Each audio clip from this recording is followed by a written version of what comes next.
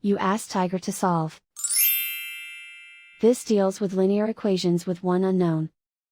The final result is f equals 17. Let's solve it step by step. Swap sides. Group all constants on the right side of the equation. Add 73 to both sides. Simplify the arithmetic.